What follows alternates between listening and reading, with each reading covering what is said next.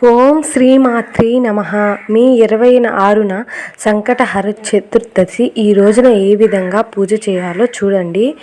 గణపతికి సంబంధించిన ఈ చతుర్థిని ఆలంబనంగా చేసే వ్రతాన్ని సంకష్టహర చతుర్థి అంటారు.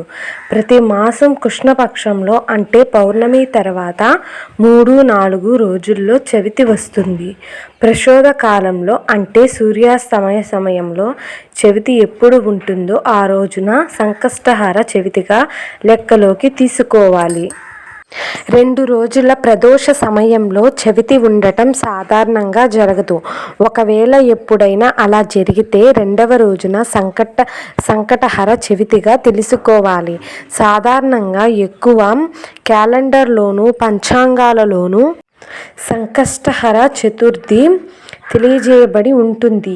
ఈ వ్రతం ఆచరిస్తే జరగని పని లేదా ఈ వ్రతాన్ని 12 లేదా 21 నెలలు ఆచరిస్తారు. ఈ సంకటహర వ్రతాన్ని చవితి రోజున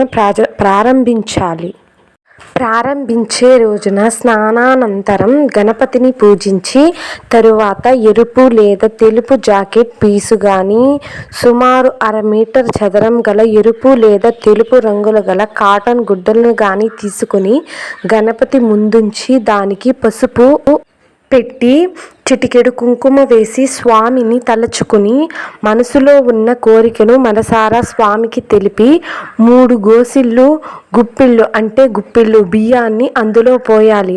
ఆ తరువాత 2 ఎండు ఖర్జూరాలు, 2 వక్కలు దక్షిణ ఉంచి అందులో ఉంచాలి. మనసులోని కోరికను మరోసారి తలుచుకుని మూట కట్టాలి. దానిని స్వామి ముందు ఉంచాలి. ధూపం వేసి వెలిగించాలి. టెంకాయి లేదా పళ్ళు నివేదన చేయాలి. ఏదైనా గణపతి ఆలయానికి వెళ్ళి ఆలయం చుట్టూ 3 కానీ 11 కానీ లేదా 21 సార్లు ప్రదక్షిణ చేయాలి. వీలైనంత వరకు గణపతికి ఇష్టమైన గరిక వంటి వాటిని సమర్పించాలి. ఆలయానికి వెళ్ళటం సాధ్యం కానప్పుడు ఇంట్లోనే ప్రదక్షిణ చేయవచ్చు. శారీరకంగాను మానసికంగాను స్వామికి ఎంత సేవ చేశామన్నది ముఖ్యం. అంతేకాని ఎన్ని టెంకాయలు సమర్పించాం, ఎన్ని పళ్ళు నివేదించాం అన్నది ముఖ్యం కాదు. సూర్యాస్తమయం అయిన తరువాత స్నానం చేసి దీపం వెలిగించి స్వామికి లఘువుగా పూజ చేసి సూర్యాస్తమయం వరకు ఉడికించిన పదార్థం గాని, ఉప్పు తగిలిన వేయబడిన పదార్థాలు తినకూడదు. పాలు, పళ్ళు, పచ్చి కూరగాయలు తినవచ్చు.